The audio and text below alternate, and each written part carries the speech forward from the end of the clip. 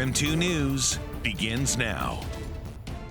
It's been a busy week for news across the inland Northwest. Let's get you caught up with the KREM 2 News Week in Review. I'm Tim Pham. Thanks for joining us here on KREM 2 Plus. Here now is a look at some of the biggest stories from this past week.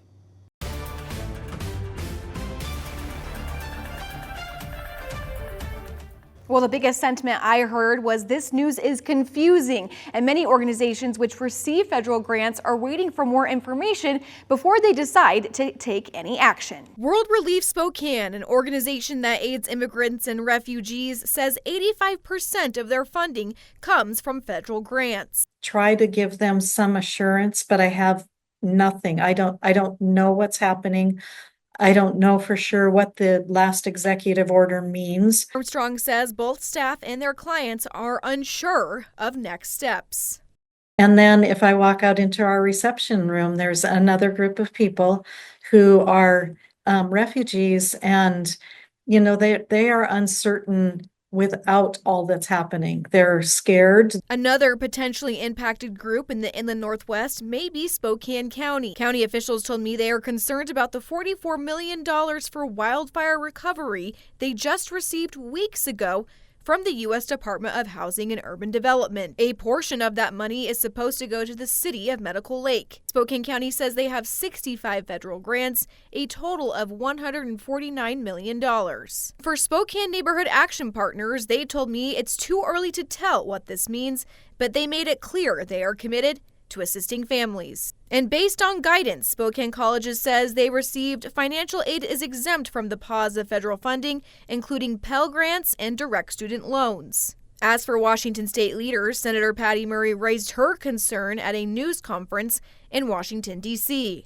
The scope of this illegal action is unprecedented and could have devastating consequences across the country for real people. And over in North Idaho, the Democratic Party says many resources are also at risk. As local organizations get more clarity on what could happen with funding, KREM 2 will keep you updated on how this could impact the inland Northwest. In the studio, Regan Gallo, KREM 2 News.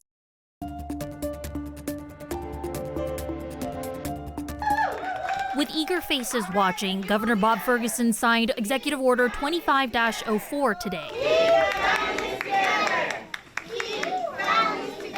Ferguson was clear about the impact that Trump's call for mass deportations could have on Washington state. It means ripping families apart.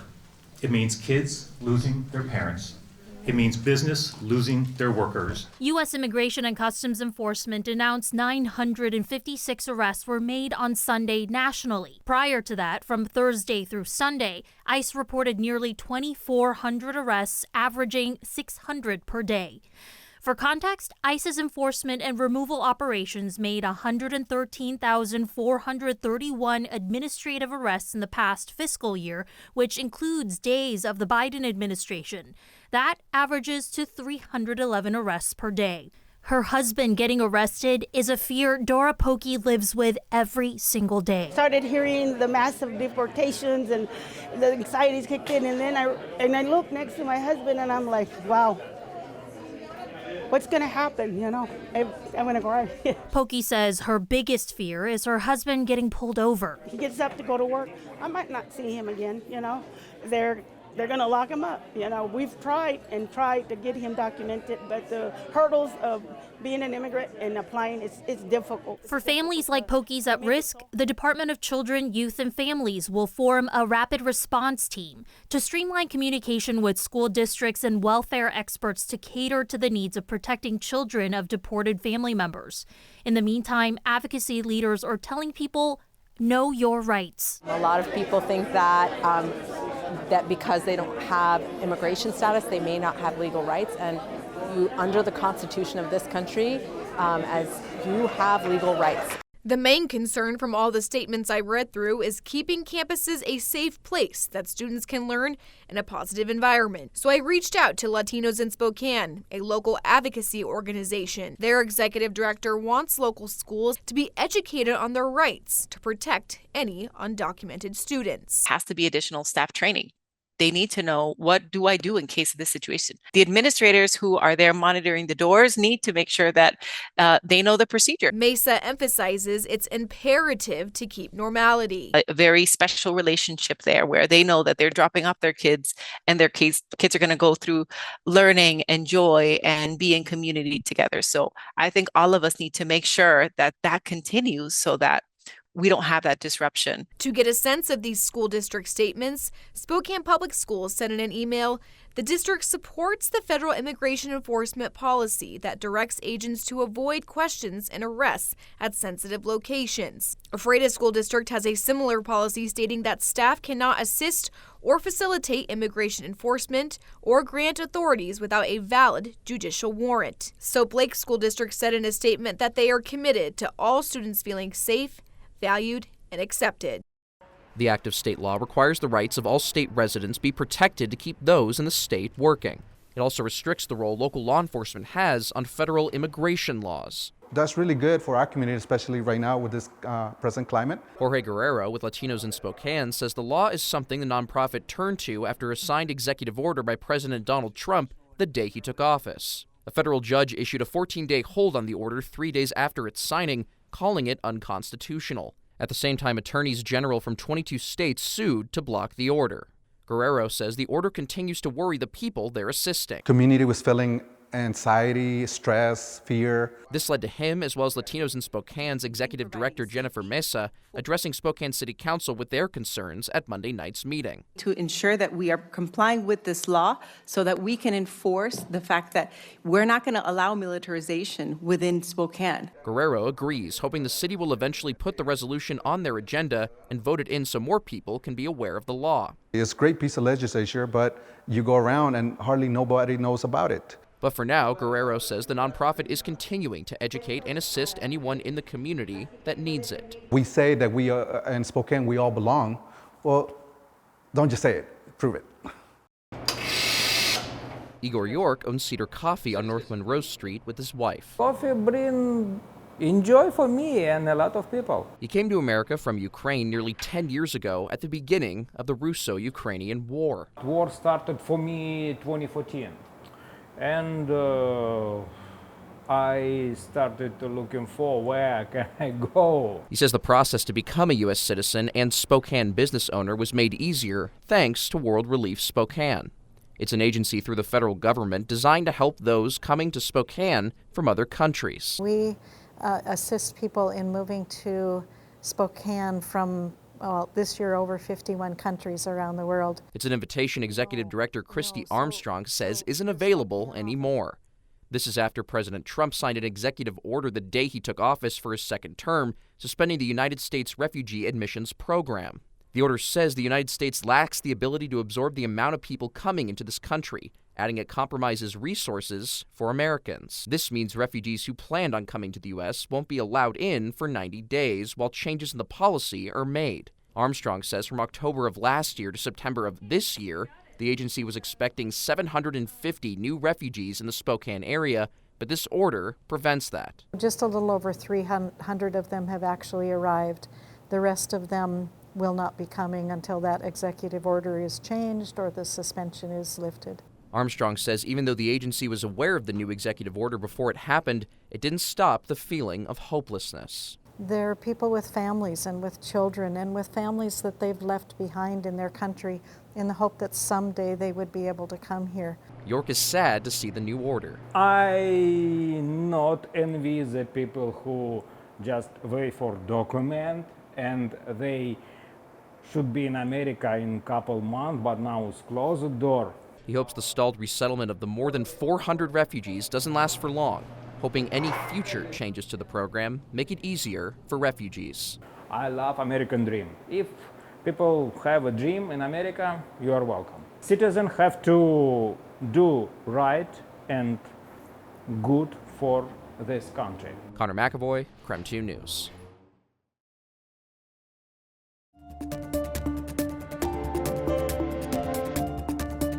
This morning, Mayor Lisa Brown announced new partnerships and new facilities under her scattered site model of sheltering. It's long been promised Spokane would see a new approach to the homelessness crisis. Now, Mayor Lisa Brown says that wait is ending. We are really beginning to turn the tide. Tuesday, she announced more shelter beds and more services available for those experiencing homelessness. We have brought an additional 155 beds. More than a dozen of those beds added to existing scattered shelters operated by Family Promise. It works. It just works. So last year, Family Promise rehoused 805 people. 449 children. Joe Ader says they've been using the shelters spread out across Spokane County for 5 years, and they moved their families, most with babies, into long-term homes within a month on average. The city's move away from large congregate shelters also means a move for compassionate addiction treatment, away from 2nd and Division. What's different is that when we moved over to the Division Street location, we moved over just as the fentanyl epidemic began to spike. The CAT team found themselves becoming neighborhood crisis responders. We actually had one day when our team responded to 14 overdoses in a single hour. The new location on East 3rd Ave brings more privacy and a sense of hope. We're seeing people really engaged. Our groups are full and actually over capacity every single day. Progress, Brown says, through partnership. We're not there yet. This isn't enough. We need more partners. We need more people in faith communities and nonprofits. We need other local governments to step up. Mayor Brown says the city is also working on preventing homelessness, including providing renters assistance and affordable housing. Shannon Mowdy, KREM 2 News.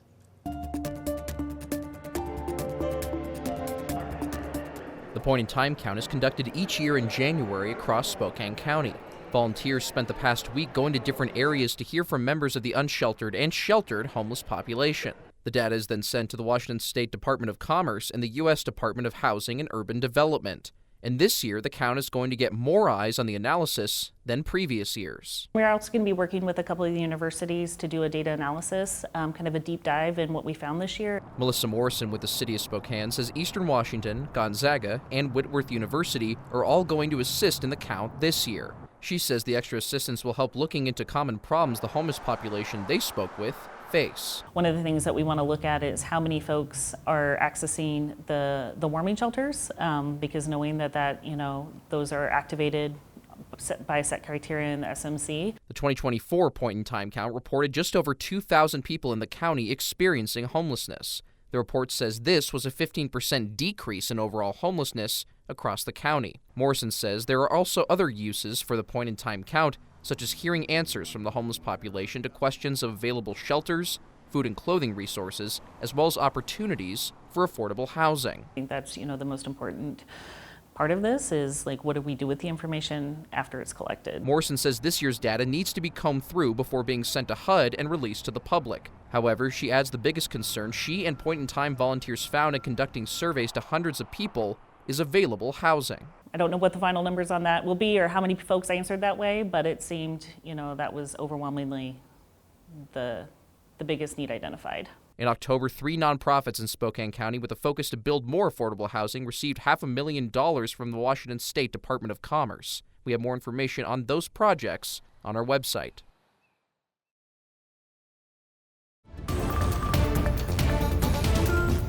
Welcome back to the KREM 2 News Weekend Review. I'm Tim Pham. Let's get back now to some of the biggest news stories from the Inland Northwest this past week. NIC leaders are waiting for the final decision from the commission after meeting with the creditors just yesterday in Seattle. Today, President Swain told me he's optimistic the college will get back where it belongs. Yesterday, there were a lot more nods and smiles than there had been in the past, which I hope is encouraging. But until we get the letter, I'm cautiously optimistic. Since 2023, KREM has reported that North Idaho College operated under a show cause sanction, which is the last step before a college loses their accreditation. Official documents say some recommendations were stabilizing senior leadership and implementing new training for the Board of Trustees. This was chaos versus good governance. The biggest problem, Swain told me, was the college's former Board of Trustees, which involved 5 elected positions. You have to establish policy, and then you have to follow it. And so some of the problems with the last board was we had good policies, they just weren't following them. Swain says the college has a newly elected board that has undergone specific training to demonstrate they can comply with policy and work together. Other improved issues are enrollment. Reports show that enrollment is up by almost 17%, which has helped the college increase budget for more staff. The college is also implementing new programs and offerings for students to broaden their education. All these improvements will be assessed by the commission. The school hopes it can finally get back in good standing with accreditors. Now it's just a waiting game. President Swain will know in just a few weeks that the college is finally back in good standing with the accrediting commission. When that news comes, we will be sure to update our viewers. I'm at North Idaho College. Regan Gallo, KREM 2 News.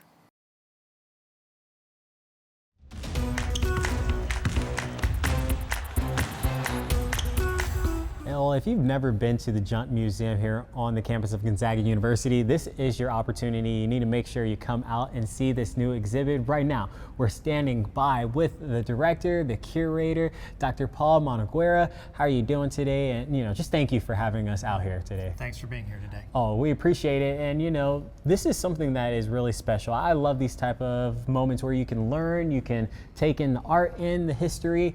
And something we've got right here behind us is included in that 100 pieces of artwork for this exhibit. Can we talk a little bit about this? Because there's a real cool local angle on these paintings right here behind us. Certainly. So we've got the 100 works that are part of the core part of this exhibition, Art USA, here at the Junt Art Museum.